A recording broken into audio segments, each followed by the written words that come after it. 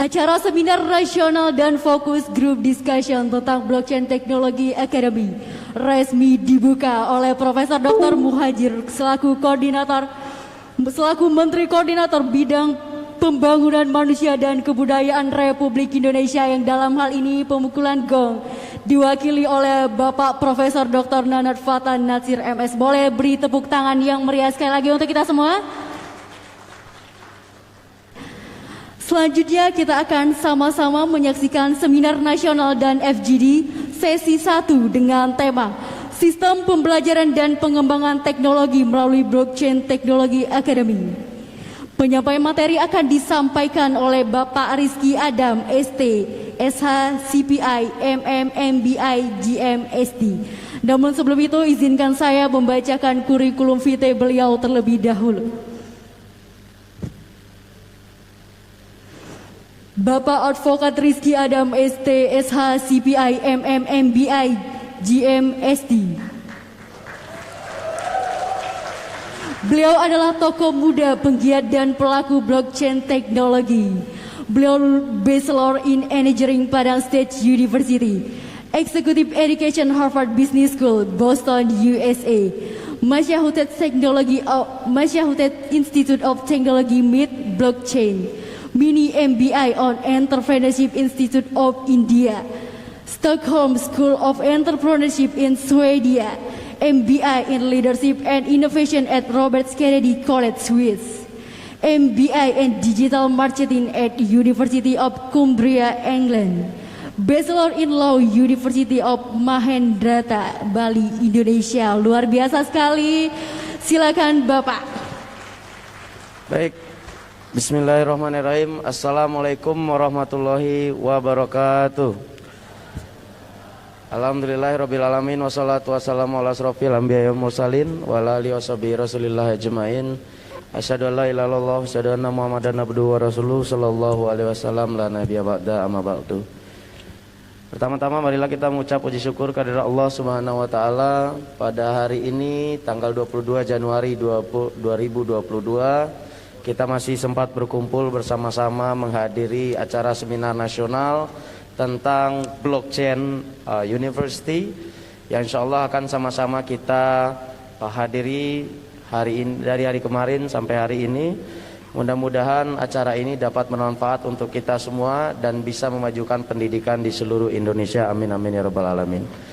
Bapak Ibu guru besar yang saya hormati, mohon izin Ananda Rizky Adam perkenalkan diri. Bukan sifatnya mengajarkan, bukan sifatnya memberikan informasi yang mungkin sebelumnya mungkin ada yang lebih senior dari saya. Kebetulan saya ini praktisi, saya seorang programmer. Saya seorang programmer sudah 11 tahun di bidang blockchain dan mudah-mudahan nanti ilmu ini bisa bermanfaat untuk kita di Indonesia. Kebetulan saya bekerja sebenarnya di Amerika, perusahaan IT saya ada di Amerika. Saya dulu bekerja di Oracle Banking System San Francisco, California di Amerika.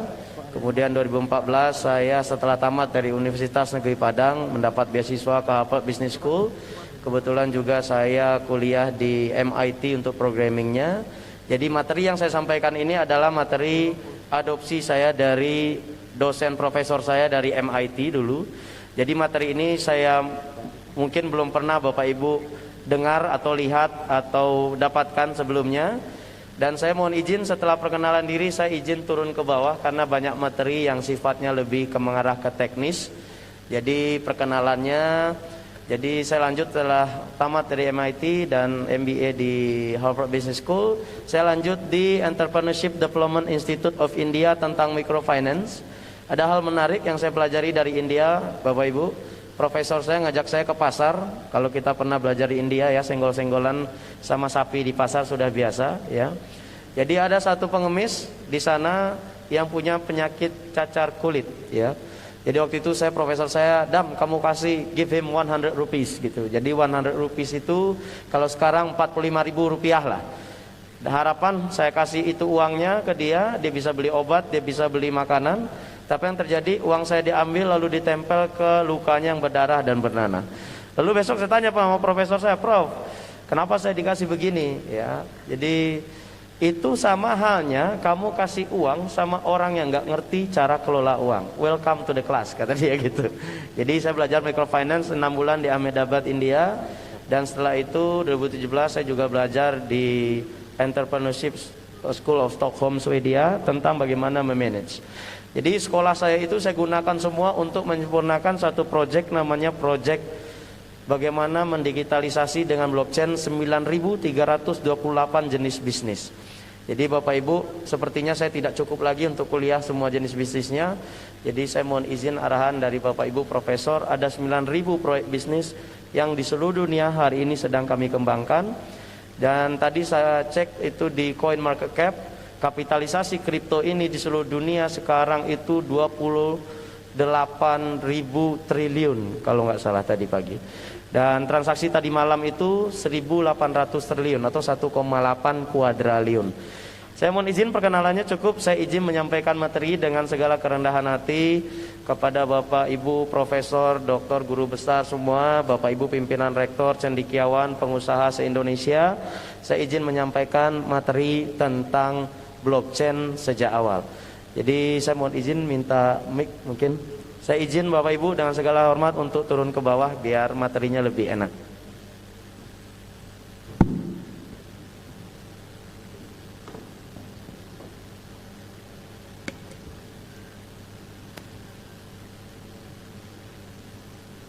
Not working.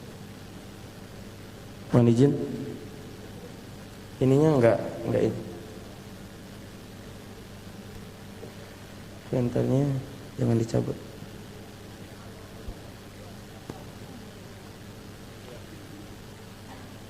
Next. Oke Bapak Ibu, mohon izin. Oke. Ya, sebelum sampai di ruangan ini, saya ini orang Padang. Mohon izin Bapak Ibu, di ruangan ada profesor saya kemarin dari Padang, kurang awak. Assalamualaikum Pak. Jadi saya ini orang Padang dari Sumatera Barat, dari kota Payakumbuh, ya. Jadi saya anak petani, saya bukan anak profesor, saya bukan anak doktor, saya anak petani. Orang tua saya, alhamdulillah ayah saya masih hidup, sekarang umurnya 84 tahun, lahir tahun 1937. Dan ibu saya melahirkan saya umur 58 tahun. Jadi sudah menopause dan saya baru lahir. Saya SD saya di Jakarta, kebetulan kakak di Jakarta, SMP saya di kampung, SMA saya di Dangung-Dangung Pak. Dan kuliah saya di Universitas Negeri Padang. Saya singkat cerita aja dari kuliah. Ya, saya dulu untuk berjuang di kuliah itu tidak mudah.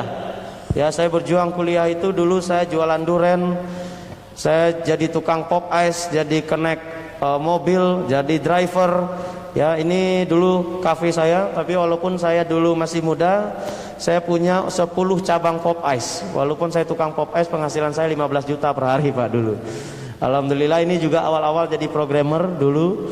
Ya, jadi pop ice saya ini dulu paling terkenal lah se-air tawar itu Pak di kampus saya di Padang. Singkat cerita, saya juga Duta Wisata Sumatera Barat 2012. Jadi saya pecinta kebudayaan dan cinta pariwisata. Kemudian saya juga mengisi seminar, alhamdulillah sampai hari ini sudah mengisi acara tentang blockchain ini di 15 negara. Ya, jadi nggak cuma di Indonesia, saya ngisi acara tentang blockchain ini di Thailand, di Hong Kong, di Cina juga, di Amerika, di Eropa.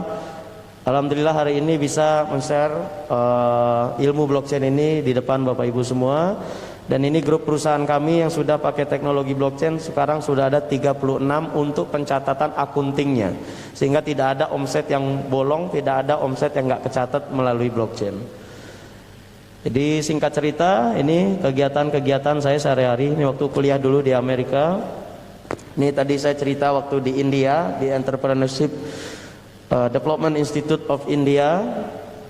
Kemudian saya lanjut juga beberapa sekolah online. Sekarang itu sekolah udah gampang Bapak Ibu. Jadi saya MBA online-nya udah nggak kehitung karena saya haus belajar. Karena saking banyaknya bisnis yang mau saya garap, saya harus tahu semuanya proses bisnisnya. Tapi saya rasa nggak mungkin saya sendirian, itulah kenapa juga mempelopori kita mengundang Bapak Ibu para profesor datang ke sini bagaimana merumuskannya.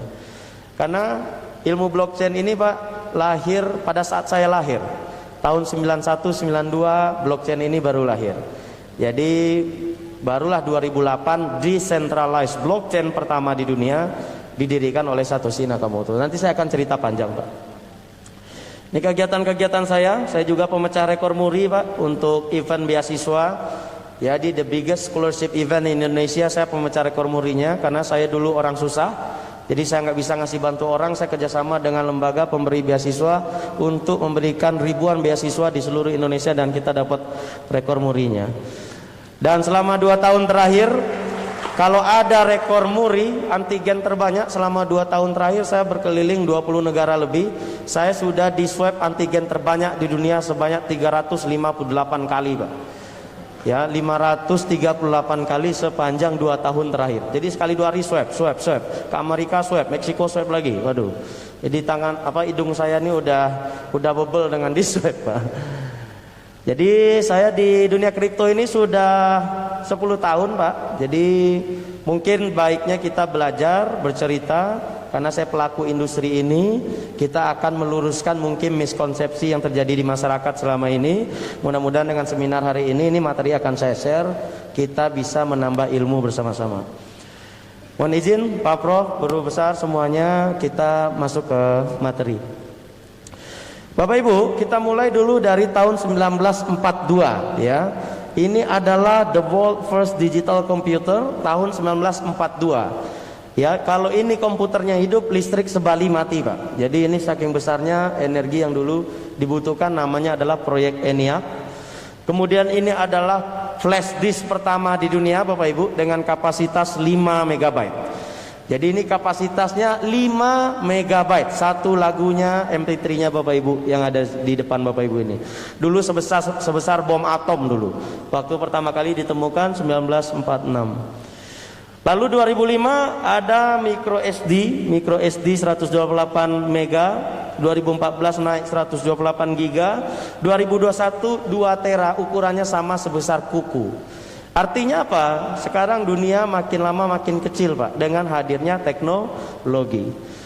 Jadi teknologi di masa depan, apalagi blockchain ini, bisa diimplementasikan tidak hanya di dunia keuangan. Yang Bapak Ibu lihat sekarang itu adalah blockchain digunakan di dunia keuangan. Maka lahir yang namanya cryptocurrency. Ya, tapi blockchain lebih daripada itu. Blockchain ini bisa digunakan untuk medical, education, transportation, renewable energy, telecommunication, industri, media, marketing, food and nutrition. Kurang lebih 9.328 jenis bisnis turunan bisa pakai blockchain. Nah, dulu kita mungkin pernah kirim surat pakai kantor pos. Kalau sekarang mungkin sudah pakai email saja. Ya, jadi kantor pos tidak pakai. Dulu kita nelpon di wartel, sekarang itu ada SMS. Kemudian SMS, ada WhatsApp, Line, ya, BlackBerry Messenger dulu mendisrupt atau menggusur itu SMS, orang tidak pakai SMS. Koran didisrupt oleh portal berita online. Kemudian juga toko offline didisrupt oleh toko-toko online. Kemudian apa salahnya tukang ojek yang juga kena gusur yang namanya Gojek online, ya. Tukang tiket pesawat kena gusur dengan namanya aplikasi Traveloka, aplikasi tiket online, tiket.com dan lain-lain. Dan sekarang terjadi uang fiat mulai terdisrupsi dengan yang namanya digital atau cryptocurrency seperti Bitcoin, Litecoin, Goldcoin dan lain-lainnya. Tapi kita tidak akan bahas cryptocurrency hari ini, Bapak Ibu. Kita akan membahas teknologi blockchain-nya. Jadi Bapak Ibu, kalau bicara soal kripto, kita harus bicara dari sejarah. Kripto ini sudah dipakai 400 tahun sebelum Masehi, Bapak Ibu. Yang namanya alatnya Skytel Chipper. Jadi kriptografi itu adalah teknik penyandian. Bagaimana sandi yang dikirim, pesan yang dikirim tidak dibaca oleh orang lain. Pada 400 tahun sebelum Masehi, Skytel Chipper ini sudah digunakan. Kemudian pada Perang Dunia Kedua, kripto ini juga sudah digunakan, Bapak Ibu, ya. Kriptografi ini digunakan untuk mesin Enigma namanya dulu. Mesin Enigma ini sudah pakai teknologi kripto atau teknologi penyandian enkripsi. Itulah dari kriptografi. Barulah pada tahun 1976 di kampus saya di Boston, di Amerika, lahirlah yang namanya asymmetric kriptografi atau yang hari ini kita kenal dengan yang namanya internet. Jadi Bapak Ibu, kripto itu adalah tulang punggungnya internet, ya. Jadi kalau terlepas dari perdebatan kripto itu baik atau tidak, itu kita belajar dari sejarah saja. Sejarah membuktikan internet itu tulang punggungnya adalah kriptografi. Jadi yang namanya asymmetric kriptografi. Jadi kriptografi adalah tulang punggung dari internet. Ya, mungkin kalau Bapak Ibu pernah dulu nonton film The Net film, ada pizza ya di filmnya itu, adegan pizza. Ini adalah toko online pertama di dunia yang jualan online, Pizza Hut.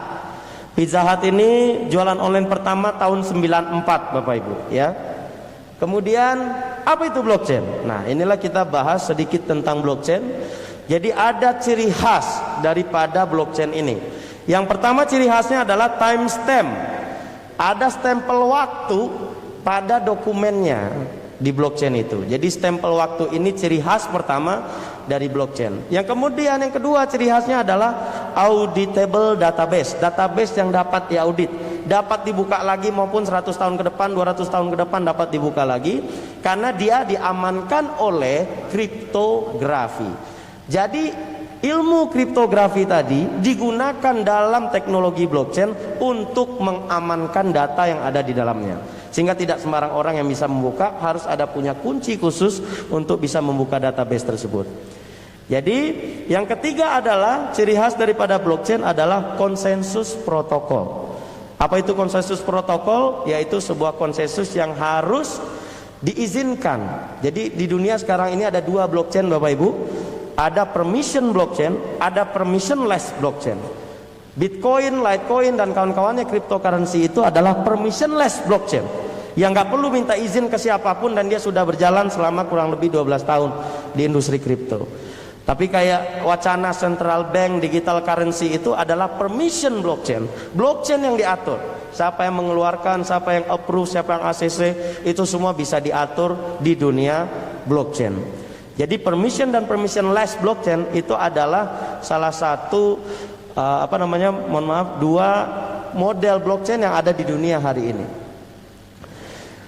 Mengenai kripto Bapak Ibu, mengenai digital currency atau cryptocurrency ini sudah dikembangkan sejak tahun 1989. 20 tahun sebelum Satoshi Nakamoto berhasil menemukan yang namanya Bitcoin. Ya, jadi tahun 1989 David Com itu sudah mendirikan namanya DigiCash, namun gagal. Kemudian tahun 93 Mondex gagal juga, Cybercash 94 gagal, Igo 96 gagal, Hashcash Adam Gebek 97 gagal, BitGo 98 gagal, Bimani Wayday 98 gagal, Looker atau Ben Lowry 99 gagal. Dunia internet hanya tahu sejarah ini dari Bimani aja, dari Wayday 98. Tapi tidak tahu sejarah dari David Com 1989 yang tahun 91 juga akhirnya menemukan blockchain. 91 dan 92 adalah pertama kali di dunia blockchain itu menyimpan database tahun 92. Makanya saya lahir tahun 92. Saya ingat sekali blockchain itu lahirnya sama tahun saya lahir Bapak Ibu. Jadi next tahun 1974 ditemukan teknologi namanya Ethernet. Ethernet ini dipakailah website pertama, domain pertama Tricom tahun 1979. Lahirlah website pertama di dunia.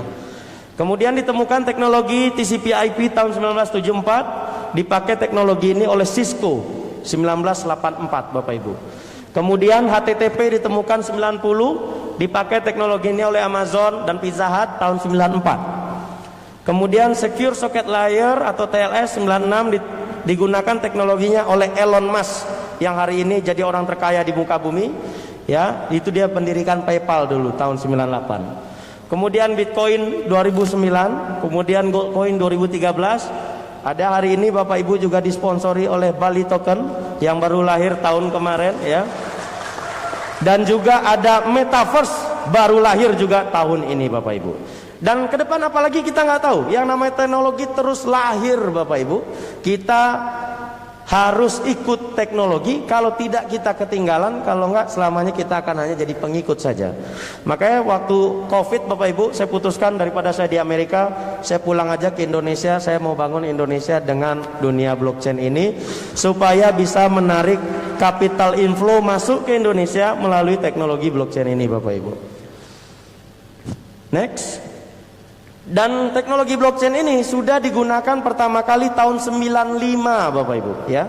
Tahun 95 The New York Times ya sudah menggunakan teknologi blockchain ini 95. Jadi 91 92 ditemukan, 93 co-foundernya itu membuat yang namanya perusahaan Surety yang menerbitkan hash atau blockchain pertama untuk mencatat record daripada postingan The New York Times dulu. Jadi 95 ini udah dipakai teknologi blockchain, Pak. Nah, untuk dunia cryptocurrency atau mata uang digital barulah 2008 white papernya dirilis oleh Satoshi Nakamoto menggunakan teknologi blockchain yang telah disempurnakan. Ya, ini Surety pengembangnya. Nah, tantangan sektor keuangan kalau